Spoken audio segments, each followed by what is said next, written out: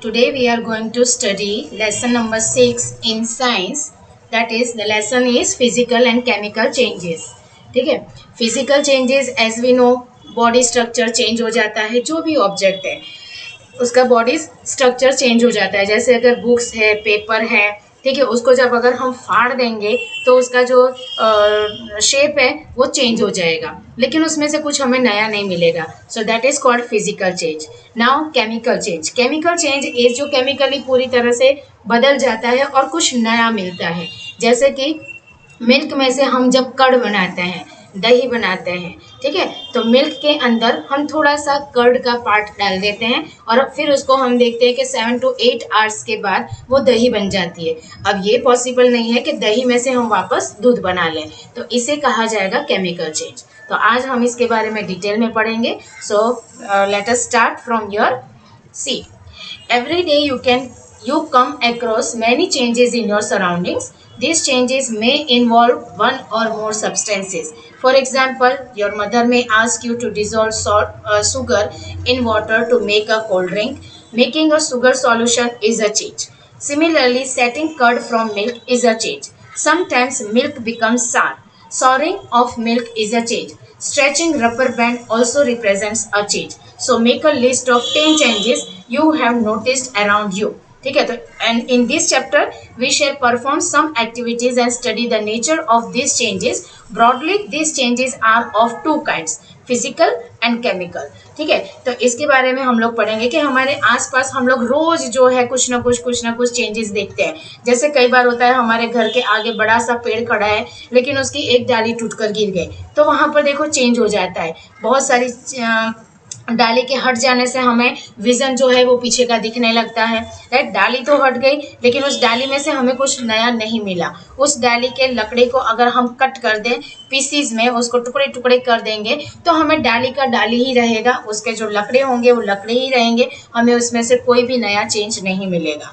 ठीक है, अगर कोई क्लॉथ है और अगर वो क्लॉथ को सपोज हमें मॉप बनाना है, सपोज हमें पोछा बनाना है, तो उस पोछे के लिए कपड़े को हम कट करते हैं. राइट, उसे कट करके एक स्क्वायर पीस बना लिया जाता है और फिर उसको हम यूज करते हैं एज अ मॉप या तो फिर डस्टिंग के लिए. तो कपड़ा ही रहता है, उसमें कोई नया चेंज नहीं होता है.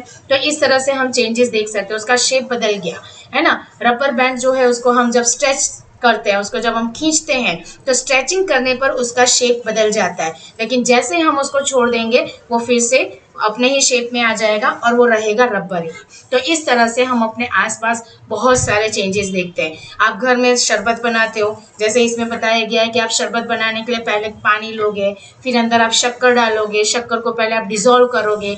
जब वो पानी के अंदर मिक्स हो जाएगा तो आप उसके अंदर कुछ फ्लेवर का कॉन्सेंट्रेट डालोगे, जैसे कि ऑरेंज फ्लेवर या तो फिर कोई ठंडाई होगी, राइट, या तो फिर कोई मैंगो फ्लेवर होगा, तो उस फ्लेवर का वो बन जाता है शरबत. तो पानी से शरबत बन गया. अब उसी शरबत से वापस हम पानी नहीं कर सकते, नहीं ला सकते, शरबत ही रहेगा. ओके, तो इस तरह से हम बहुत सारे चेंजेस देखते हैं. अब यहाँ पर हमें एग्जाम्पल बताया है, देखो, physical change and chemical change. ये एक पेपर है और इस पेपर को देखो इन्होंने टुकड़े टुकड़े में कट कर लिया है. 1 piece, 2nd piece, 3rd, 4th, 5th, 6th, है ना. तो ये सारे पीस ऑफ पेपर हैं, लेकिन अगर इसको हम ज्वाइन कर देंगे तो फिर से पेपर बन जाएगा. इसका मतलब ये कि यहाँ पर पेपर को ज्वाइन कर लेने पर वो पेपर ही रहेगा. अगर हम उसको टुकड़ों में भी कट करेंगे तब भी पेपर रहेगा. और इसको हम वापस चेंज करके इसको हम अगर स्टिक कर दें एक दूसरे के पास मिलाकर तो फिर से वो अपनी ओरिजिनल पोजीशन में आ जाएगा. राइट, तो इसको कहा जाएगा फिजिकल चेंज, क्योंकि यहाँ पर शेप जो है वो पेपर का चेंज हो जाता है, तो इसको फिजिकल चेंज कहेंगे. तो यहाँ पर हमें कुछ एक्टिविटीज दी गई है. फर्स्ट एक्टिविटीज में हमें यही वाला दिया है 6.1 एक्टिविटी, जो हमको दिखाया जा रहा है कि ये आपके पास एक पेपर है और इस पेपर को कट कर लो. तो क्या आपको कुछ नया मिलता है? नहीं, कुछ नया तो नहीं मिलेगा, लेकिन हाँ, पेपर का शेप जरूर बदल जाएगा. ठीक है, तो फर्स्ट एक्टिविटी में वही बताया है. सेकेंड एक्टिविटी हमें कहा है कि आप चॉक डस्ट ले लो. जहाँ पर आपके टीचर चॉक से लिखती हैं तो उसके नीचे जब आप देखोगे बोर्ड के नीचे ढेर सारा डस्ट गिरा होगा. अगर ज़्यादा लिखा होगा ठीक है। अगर कम लिखते होंगे तो नहीं आएगा, और अब तो बोर्ड और पेन चलता है तो मे भी चौक का इस्तेमाल कम हो रहा होगा, ठीक है। तो या तो फिर आप चौक खुद खरीद लो और उसको उसके पीसीस कर लो, उसको क्रश कर दो, अपने ईमान दस्त में डालकर आप उसको कूट लो, जैसे हम लोग अदरक कूटते हैं अपने चाय में डालने के लिए। इस तरह से इस चॉप को भी आप एकदम से पीसीस बना दो, उसको एकदम क्रश कर दो और फिर पानी के अंदर डाल दो, ठीक है। पानी के अंदर पानी ज़्यादा नहीं लेना है, थोड़ा सा पानी लेना है, और फिर उसको आप सुखा दो। जैसे ही आपने पानी के अंदर डाला, एक पेस्ट तैयार हो जाएगा। अब ये पेस्ट जो है ज़्यादा ढीला नहीं होना चाहिए, वरना पता चलेगा सूखते सूखते बहुत टाइम हो गया, ठीक है। फिर इसको आप सुखा लो, और सुखा लेने के बाद आप इसको रोल कर लो, तो देखो फिर से चौक बन जाएगा।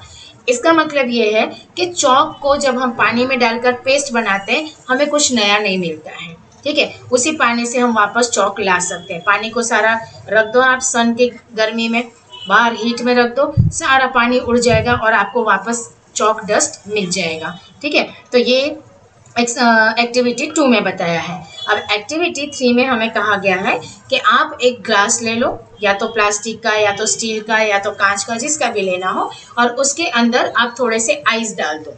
आइस पीस डालने के बाद उसको 10 मिनट छोड़ दो, तो वो पानी बन जाएगा। थोड़ा सा जो आइस है वो थोड़ा सॉलिड रहेगा, थोड़ा गर्म होकर पानी बन जाएगा, और फिर इसको आप इसके अंदर आप सॉल्ट मिक्स कर दो। जैसे आप सॉल्ट मिक्स करोगे, ये इसको सॉल्ट मिक्स करने के बाद वापस आप इसको फ्रीजिंग में डाल दो, ठंडा होने के लिए, बर्फ़ बनने के लिए। तो क्या होगा, अगर हम कुछ घंटों के बाद देखेंगे तो फिर से वो बर्फ़ जम जाएगा। बर्फ़ को निकाल के बाहर रखेंगे सन की गर्मी में, तो फिर से वो पानी बन जाएगा। इसका मतलब ये कि हमें कुछ नया नहीं मिलेगा, बस लिक्विड से सॉलिड और सॉलिड से लिक्विड होगा, यही चीज़ हमें मिलेगी। तो ये तीनों एक्टिविटी में हमने देखा 6.1, 6.2, 6.3 कि तीनों में हमने फिजिकल चेंज देखे, ना कि chemical change. Okay, physical change उसका जो दिखावा है, उसका जो शेप है वो चेंज हो जाता है, लेकिन चीज़ें जो हैं वो सेम रहती हैं, कुछ भी नहीं बदलती हैं। अब हम आते हैं 6.4 एक्टिविटी में। इसमें है कि पानी आप कोई कंटेनर में ले लो, किसी स्टील के बर्तन में ले लो, या तो फिर किसी स्टील के बर्तन में लेना पड़ेगा, या तो फिर पीतल के बर्तन में या एल्यूमिनियम के बर्तन में आप लेकर इस पानी को गर्म कर दो, और इतना गर्म करो कि उसमें से स्टीम निकलने लगे, ठीक है। अब इसको ये जो स्टीम है इसके ऊपर आप ढक्कन रख दो, ठीक है। स्टीम निकलने लगा, गैस को बंद कर दो और इसके ऊपर एक पैन रख दो। पैन मतलब कि कोई भी ढक्कन रख दो आप, और फिर आप थोड़ी देर के बाद देखो, उसको 15 मिनट के बाद देखेंगे तो सारा स्टीम जो है आपके ढक्कन के ऊपर लग जाएगा। ठंडा होने के बाद आप जब उसको पैन को उठाओगे तो ये जो स्टीम है वो ठंडा होने के बाद फिर से लिक्विड बन जाता है, पानी बन जाता है, ठीक है। तो यहाँ पर भी हमें पानी से, हमने जब पानी को गर्म किया, लिक्विड गर्म किया, तो हमें गैस मिला।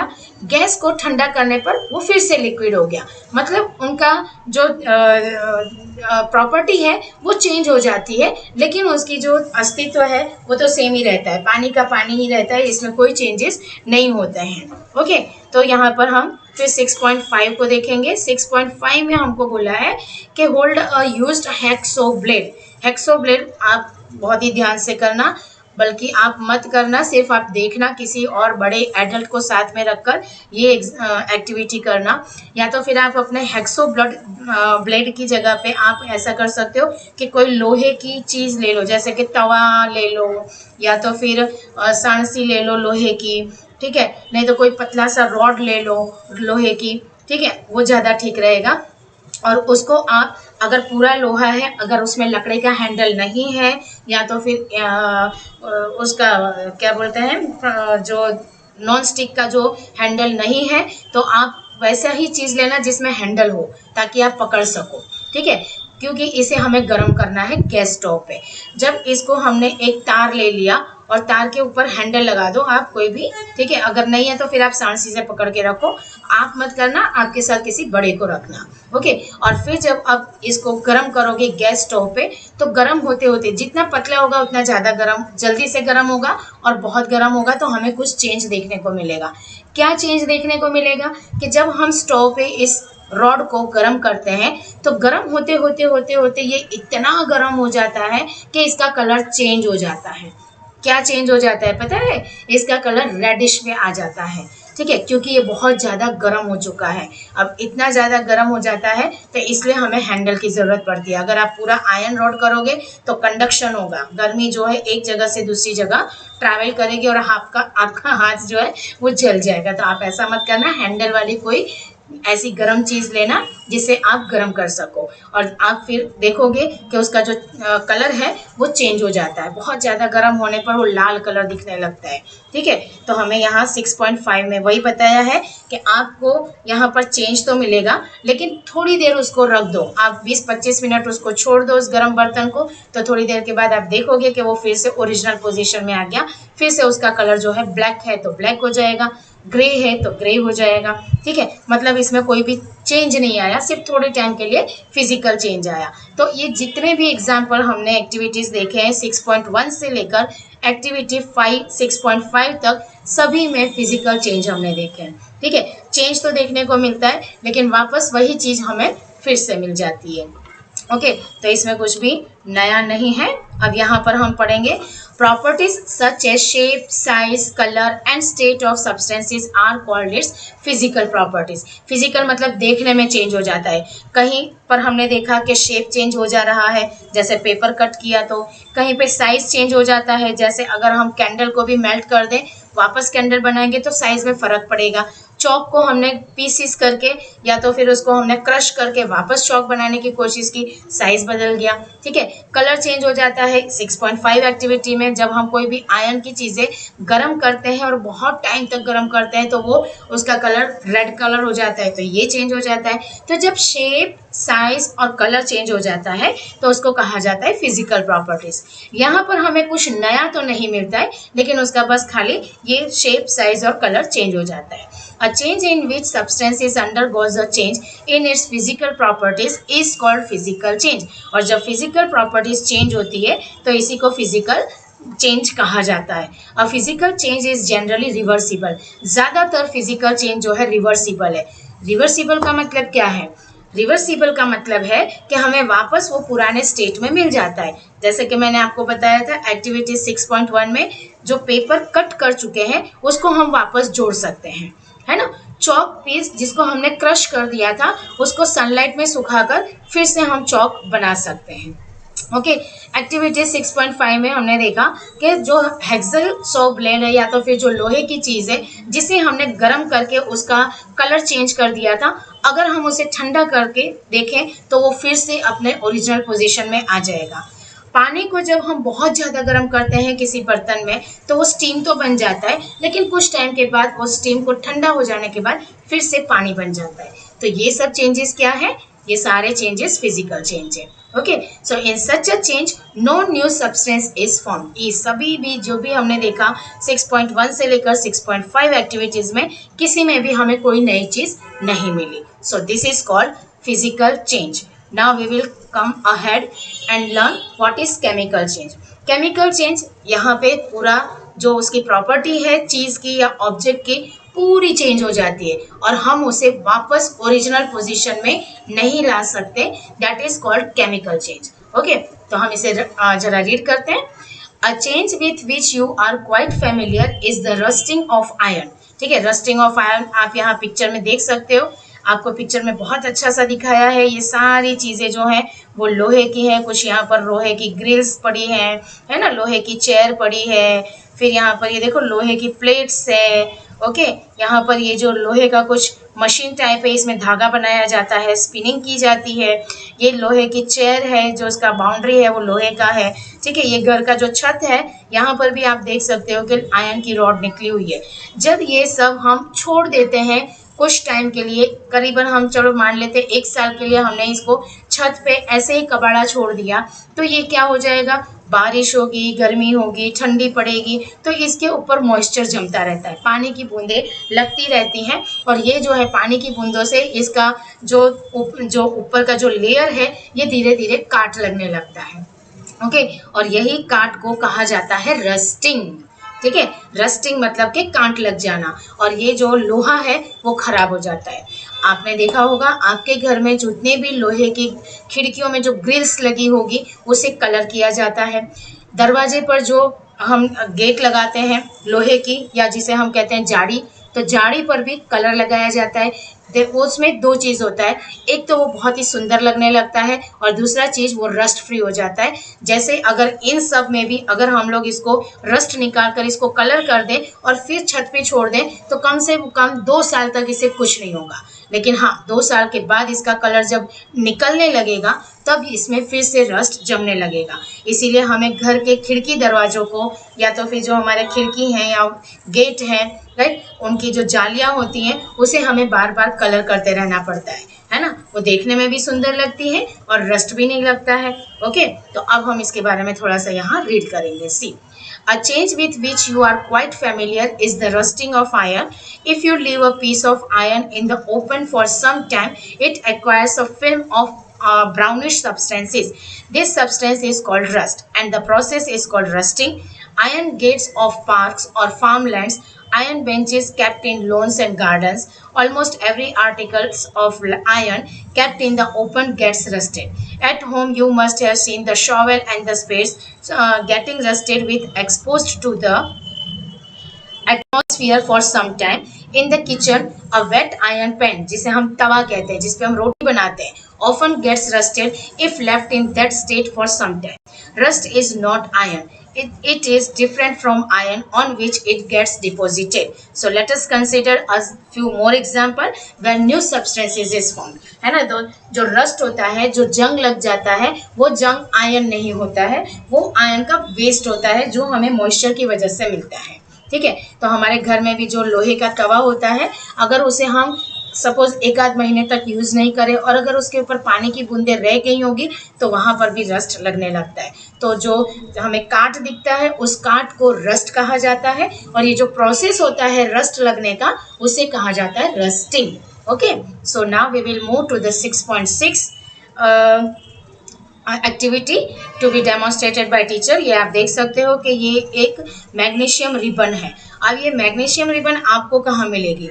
तो दिवाली आ रही है, दिवाली में मैग्नीशियम रिबन की एक रिबन आती है जिसे हम जलाते हैं तो देखो लाल, ग्रीन और येलो, सिल्वर कलर में दिखाई देता है, इवन गोल्डन कलर में भी दिखाई देता है। जब उसको हम जलाते हैं तो उसको हम पकड़ के रखते हैं और पकड़ने के बाद जब वो जल जाता है तो जलने के बाद वो इस तरह से कुछ ब्राइट कलर हमें देता है, तो इसी को कहा जाता है मैग्नीशियम रिबन। ठीक है, और इसको बहुत संभाल कर जलाना होता है क्योंकि इसके टिप पर कुछ भी ऐसा नहीं होता है जिसे आप पकड़ के उसको होल्ड करके लॉन्ग टाइम तक रख सके। जैसे वो पास में आग आती है हमें छोड़ देना होता है। Okay, so get a small piece of thin stick or ribbon of magnesium. Clean its tip with sandpaper. Bring the tip near the candle flame. It burns with the brilliant white. है ना, इसको जब candle के पास लाते हैं तो आप देख सकते हो यहाँ पर कि ये बहुत ही उजाला देता है, बहुत ज़्यादा अच्छा सा कलर देता है। ओके, और फिर ये क्या बन जाता है? तो when it is completely burnt, it leaves behind a powdery ash. जब ये पूरी तरह से जल जाता है तो उसका पाउडर जो है वो हमें दिखाई देता है जिसे हम राख कहते हैं। तो राख को इंग्लिश में ऐश कहा जाता है, ASH। Okay, the changes can be represented by the following equation. अब अगर इसको हम साइंस की इक्वेशन में देखें तो ये है मैग्नीशियम प्लस ऑक्सीजन, क्योंकि ऑक्सीजन तो हमारे एटमॉस्फेयर में है 21%। जब हमने मैग्नीशियम रिबन को जलाया तो उसके साथ ऑक्सीजन भी आ गया, तो ऑक्सीजन और मैग्नीशियम दोनों मिलकर जलने लगे। ऑक्सीजन ने सपोर्ट किया जलने में और इसकी वजह से हमको मिला MgO। वो जो राख है जलने के बाद उसको कहा जाता है मैग्नीशियम ऑक्साइड। ठीक है, हम तो उसे राख कहते हैं और फेंक भी देते हैं, लेकिन वो एक्चुअली में मैग्नीशियम ऑक्साइड है जिसका फॉर्मूला MgO है। इसका हमें कोई काम भी नहीं होता है, इसीलिए हम फेंक देते हैं। Okay, now see, collect the ash and mix it with the small amount of water. Stir the mixture, aqueous solution well. Taste the mixture with the blue and red litmus paper. लेकिन अब की बार अगर आप करना तो उसके जो राख है मैग्नीशियम ऑक्साइड उसको एक टेस्ट ट्यूब में लेकर थोड़ा सा पानी डालना, बराबर उसको अच्छे से शेक करना जब तक कि वो अच्छी तरह से पानी में मिक्स ना हो जाए। फिर आप लिटमस पेपर से चेक कर सकते हो, आपको ब्लू लिटमस पेपर और रेड लिटमस पेपर बड़े ही आराम से स्टेशनरी शॉप पे मिल जाता है। आप उसको लेकर जब आप उसको चेक करोगे तो उससे आपको पता चलेगा कि ये एसिड है या बेस है। एसिड और बेस का चैप्टर हमने लेसन नंबर 5 में इसके पहले पढ़ा था, तो आई थिंक आपको याद होगा कि रेड कब हो जाता है और ब्लू कब हो जाता है। नहीं है तो just go through the lesson number 5 और आपको इसे चेक करना है। ओके, एक्यूएस सॉल्यूशन एसिड है या बेस है ये आपको पता लगाना है। तो सी यहाँ पर आपको दिया है, on dissolving the ash in water it forms a new substance. जब हम इस एश को पानी में डालते हैं तो एक नई चीज मिलती है, और वो चीज क्या होती है? वो होती है मैग्नीशियम हाइड्रोक्साइड।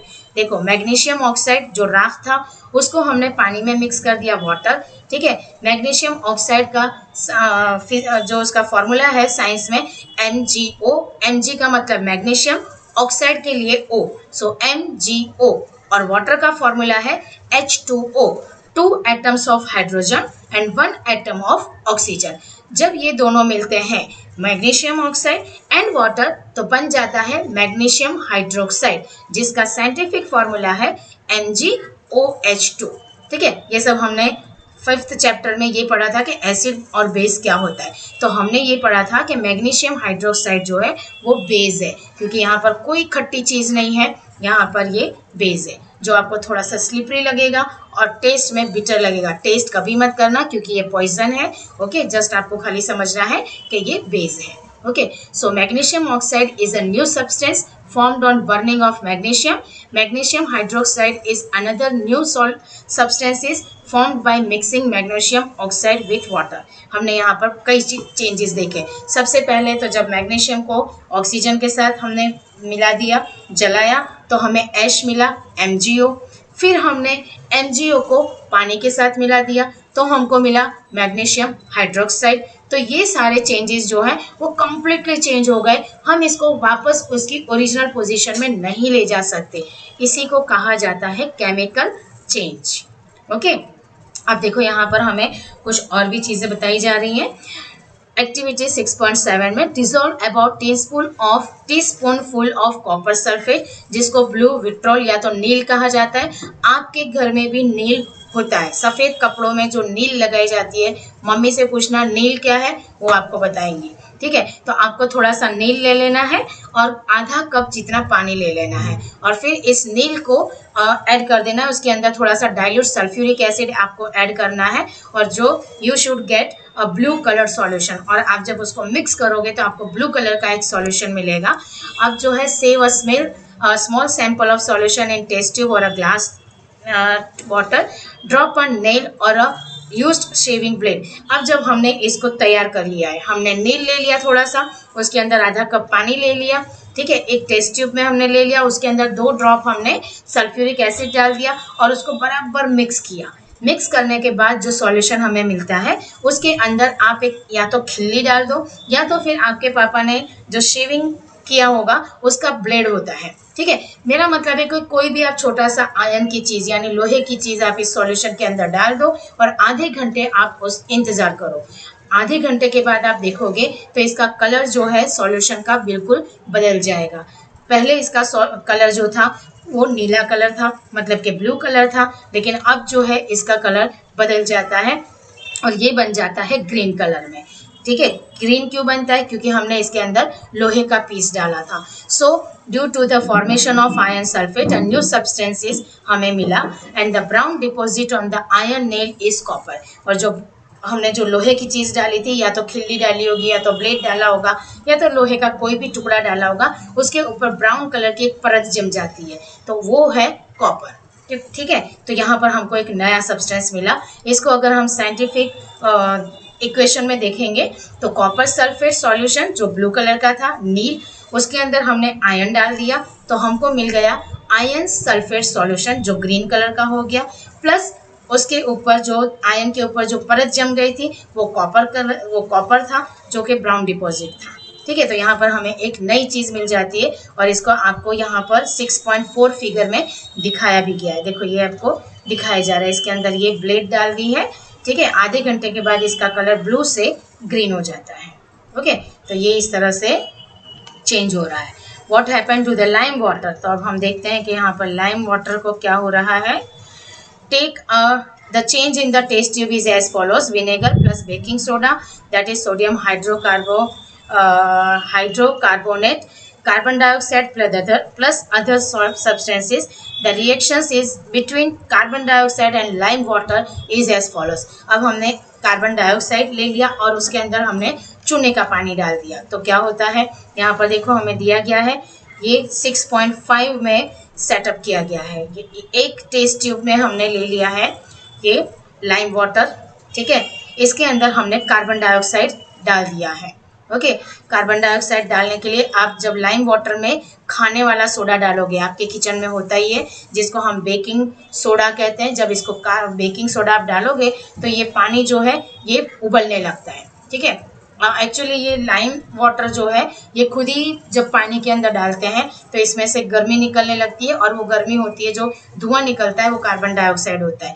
जब इसके अंदर हमने यहाँ पर डाल दिया है ये एक टेस्ट ट्यूब डाल दिया है, राइट, यहाँ पर विनेगर प्लस बेकिंग सोडा डाला है तो ये सारा जाकर यहाँ पर मिल जाता है। और जब ये इसका गैस जब यहाँ पर मिलता है तो ये setup to pass the gas through lime water, तो हमें यहाँ पर मिलता है कैल्शियम कार्बोनेट, ठीक है, प्लस वाटर मिलता है। तो यहाँ पर आपको दिया गया है carbon dioxide plus lime water, जब इन दोनों को मिक्स किया जाता है हमें मिलता है कैल्शियम कार्बोनेट प्लस वाटर, ठीक है। तो यहाँ पर हमें लिख कर बताया when carbon dioxide is pass through the lime water, ठीक है, लाइम वाटर में से जब हम कार्बन डाइऑक्साइड को पास करते हैं कैल्शियम कार्बोनेट मिलता है जो एकदम दूध जैसा उसका कलर हो जाता है। Turning of lime water into milky is standard test of carbon dioxide, you will learn this in chapter 10, ठीक है, तो अभी तो हम वहाँ नहीं जाएंगे।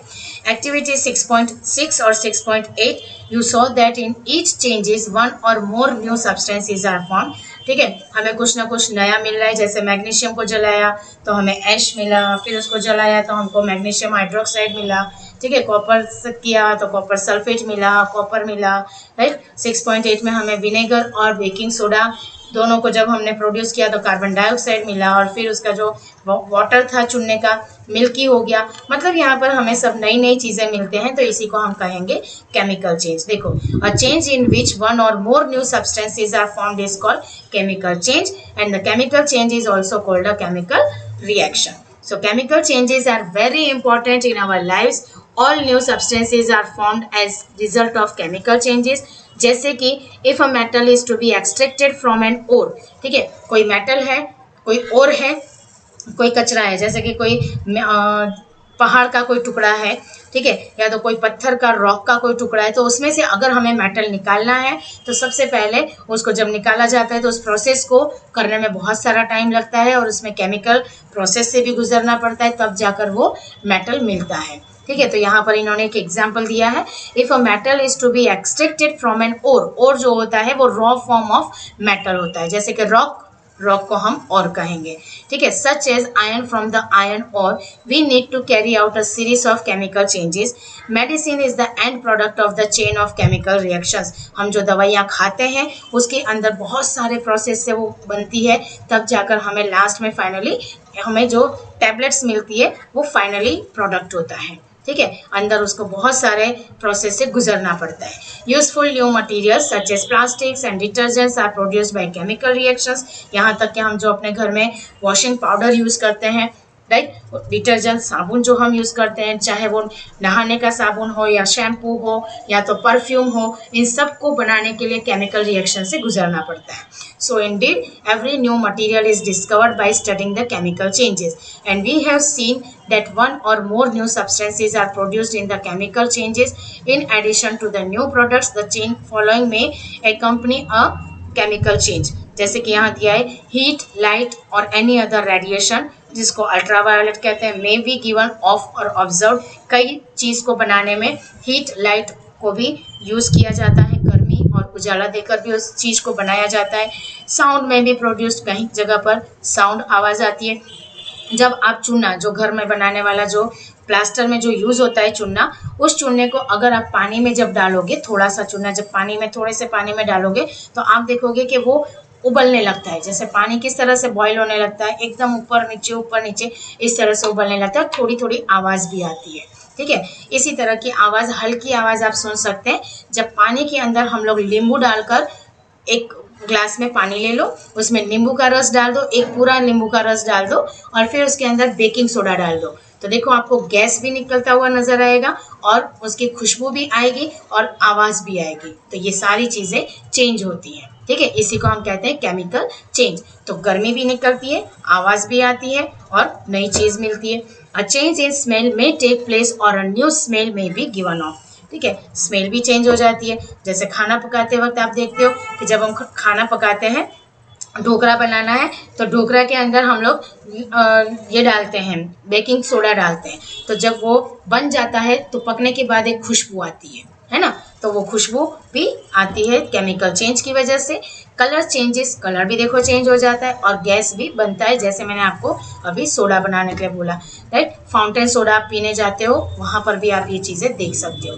You saw that burning of magnesium ribbon is a chemical change, burning of coal, wood और लीव्स, ठीक है, अगर हम कोलसा जलाएं, लकड़ी जलाएं या तो फिर सूखे पत्ते जलाएं, वो भी एक तरह का केमिकल चेंज है, क्योंकि जलने के बाद ये सब राख में बदल जाता है। लेकिन इन तीनों के रिएक्शंस अलग होते हैं, तीनों की राख जो है वो एक जैसी नहीं होती है, अलग अलग सब्सटेंसेस, अलग अलग तरह की राख होती है। Burning of any substances is a chemical change. Burning is always accompanied by the production of heat. जब भी कोई चीज जलता है तो उसमें से गर्मी प्रोड्यूस होती है, ठीक है। Explosion of firework is a chemical change. You know that such an explosion produces heat, light, sound and unpleasant gases that pollutes the atmosphere. That is why you are advised not to play with fireworks. ठीक है, दिवाली आ रही है, दिवाली में लोग जो है फटाकड़े फोड़ते हैं। फटाकड़े जब फूटते हैं तो आप देखते हो उसमें से गर्मी निकलती है, बहुत ज़्यादा गर्म हो जाता है, उजाला भी थोड़ा सा देता है और आवाज़ भी देता है, और इन तीनों जो है वो चेंज हो जाता है, फटाकड़े को पूरी तरह से जला देता है, खत्म कर देता है, और फिर हम वापस फटाकड़े नहीं बना सकते। लेकिन इसका जो धुआं होता है वो हमारे एटमॉस्फेयर को खराब करता है। इसीलिए कहा जाता है कि आप जो है दिवाली के टाइम पर फटाकड़े न फोड़कर आप दिवाली अलग तरीके से मनाएं, ठीक है, जहाँ पर हमारे एनवायरनमेंट को नुकसान ना हो, हमारे एटमॉस्फेयर को नुकसान ना हो। आसपास छोटे छोटे बेबीज होते हैं, बच्चे होते हैं, इवन ओल्ड एज पीपल होते हैं, जिन्हें इसकी आवाज़ अच्छी नहीं लगती है, जिन्हें इसकी आवाज़ परेशान करती है, और साथ साथ में हमारे एटमॉस्फेयर के नॉइस पॉल्यूशन के साथ साथ एयर पॉल्यूशन भी करता है। तो इसे रोकने के लिए हमें कहा जाता है कि आप फायर वर्क मत करो, या तो बहुत कम करो, थोड़ा सा करो, ठीक है। When food gets spoiled, it produces foul smell. ठीक है, जब खाना बिगड़ जाता है तो देखो उसकी जो स्मेल होती है बहुत ही गंदी बदबू आती है, सूंघते ही हमें वॉमिट सा आने लगता है। इसका मतलब कि खाना बिगड़ चुका है। Okay, so you must have noticed that a slice of an apple acquires a brown color if it is not consumed immediately.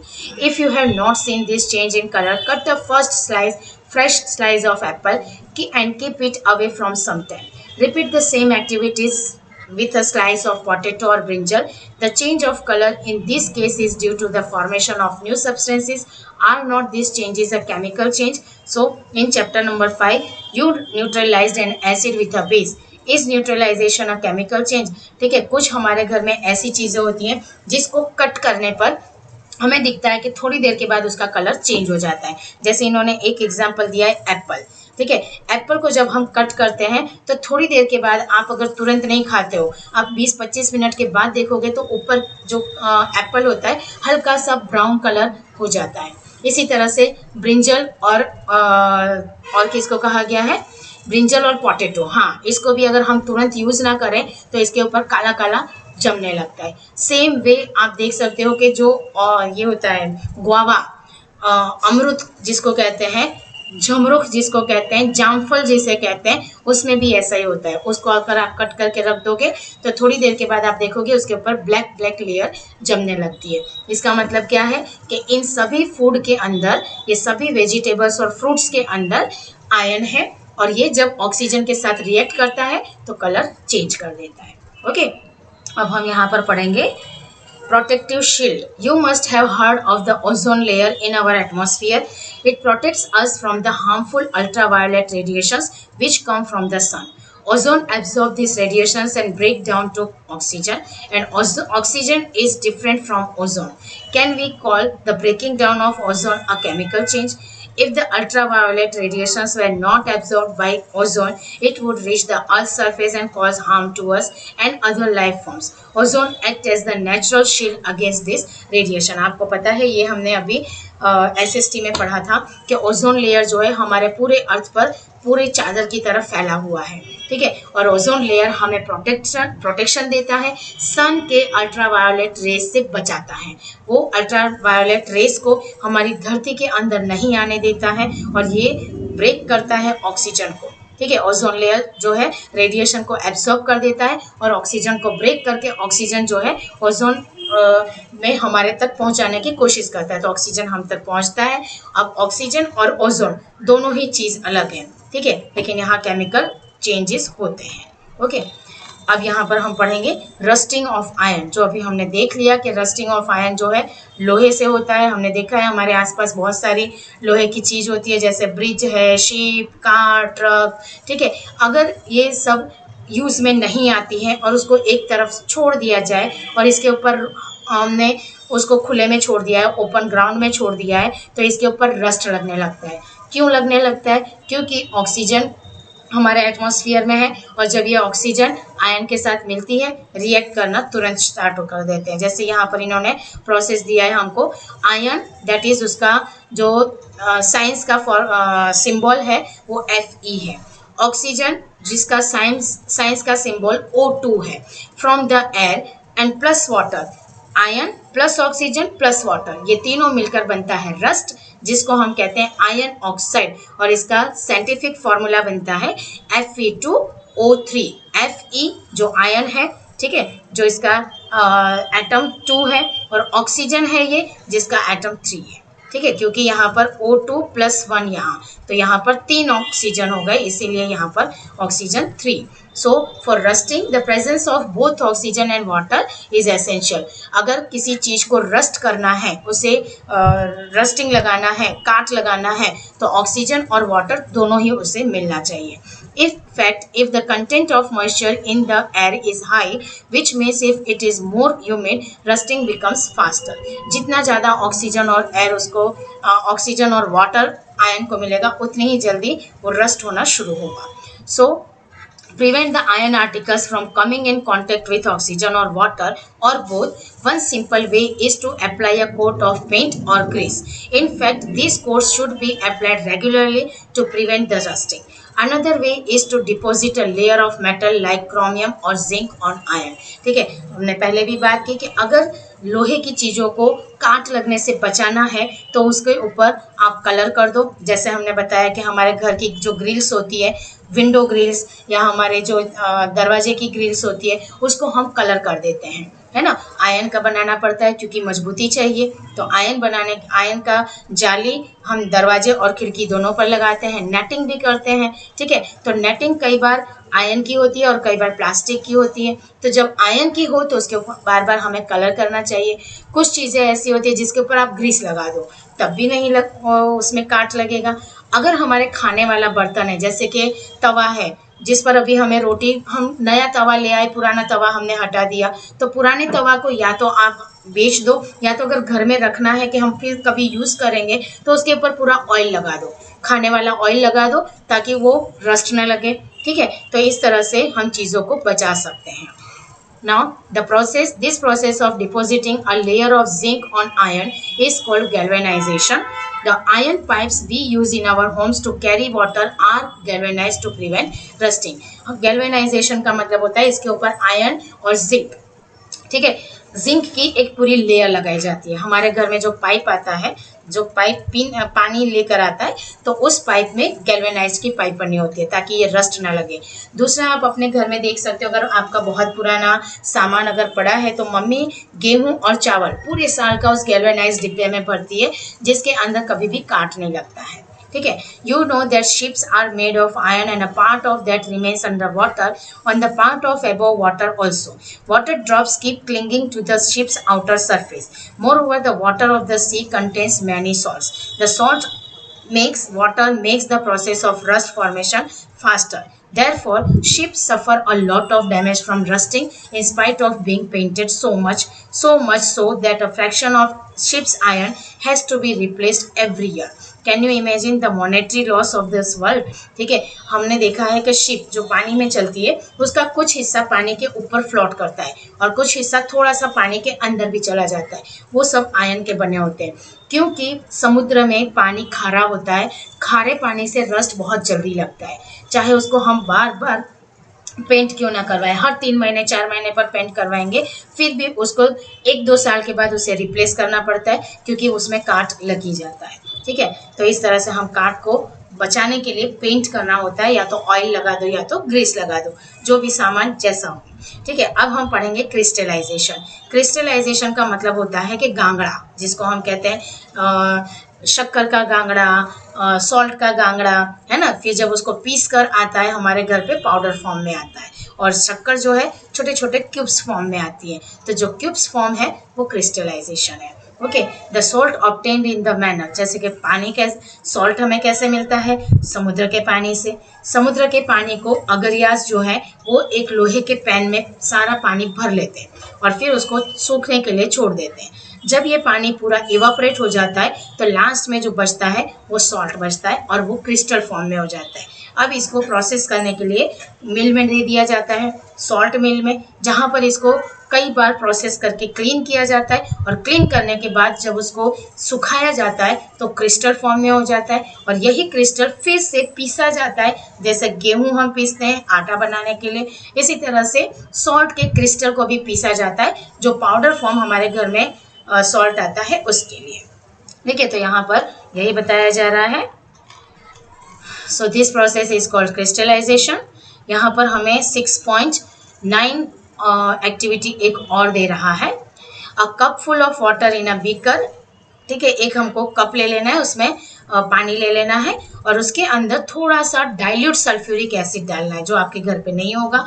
और जब पानी को गर्म करो तो गर्म करने पर ये पानी जो है उबलने लगता है। जब पानी उबलने लगे तो ऐड द कॉपर सल्फेट। ठीक है, थोड़ा सा नील अंदर डाल दो, और नील डालने के बाद उसको कंटिन्यूअसली आप चलाते रहो चलाते रहो चलाते रहो। ठीक है, जब तक कि ये ज़्यादा से ज़्यादा पाउडर फॉर्म में ना हो जाए। So allow it to cool. अब क्या होगा कि धीरे धीरे ये बहुत ज़्यादा गाढ़ा हो जाता है, तो इसको ठंडा होने के लिए ठंडा नहीं, इसको गरम गरम आप फिल्टर कर लो। ठीक है, छान लो, और छानने के बाद इसको ठंडा होने के लिए पूरे 1 दिन के लिए छोड़ दो। फिर आप थोड़ी देर के बाद देखोगे 1 दिन के बाद तो ये गांगड़ा बन जाता है।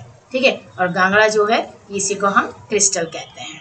So you have learnt about the physical and chemical changes and try to identify the changes that you observe around you and physical और chemical changes। ठीक है, तो ये सब changes हमने पढ़े।